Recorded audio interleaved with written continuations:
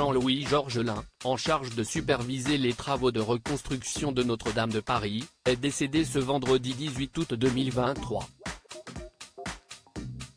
De nombreuses personnes politiques, à l'instar d'Emmanuel Macron, ont rendu hommage à l'ancien chef d'état-major des armées. Jean-Louis Georgelin est mort ce vendredi 18 août 2023, selon une information partagée par l'opinion. Le quotidien évoque alors une mort accidentelle, au cours d'une randonnée dans les Pyrénées. Pour rappel, il supervisait, depuis 2019, les travaux de reconstruction de Notre-Dame de Paris. Une mission qu'Emmanuel Macron avait personnellement confiée à l'ancien chef d'état-major des armées.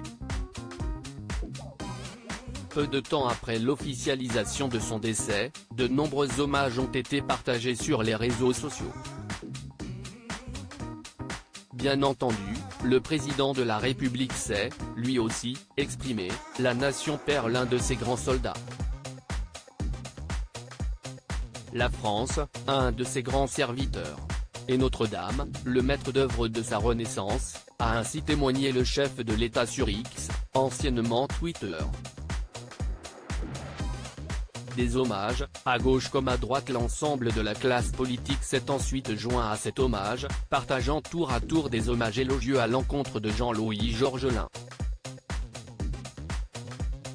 L'ex-ministre de la Culture Roselyne Bachelot a ainsi exprimé sa très grande tristesse après la disparition d'un homme dévoué tout entier au service de la France.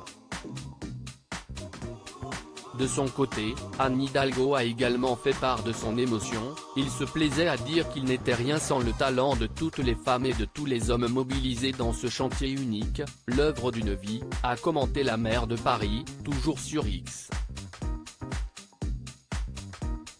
Valérie Pécresse, quant à elle, s'est dit très triste. La France perd un grand serviteur de l'État qui a consacré sa vie au service de nos armées et qui avait pris en main avec passion et efficacité le chantier de la reconstruction de Notre-Dame. Dans sa lourde tâche de superviser les travaux de reconstruction de Notre-Dame de Paris, Jean-Louis Georgelin a dû faire confiance à de nombreux experts et artisans. Il ne connaissait pas grand-chose au bâtiment, mais il avait le don humain de détecter ceux qui étaient compétents et de leur faire confiance. Il avait à cœur de finir, dans les temps, a confié Didier Durand, qui a coordonné les tailleurs de pierre œuvrant à la reconstruction de l'édifice, dans les colonnes du Parisien. Rappelons que, le 15 avril dernier, 4 ans jour pour jour après l'incendie de Notre-Dame, les charpentiers ont posé le socle de la nouvelle flèche de la cathédrale, qui sera assemblée pièce par pièce.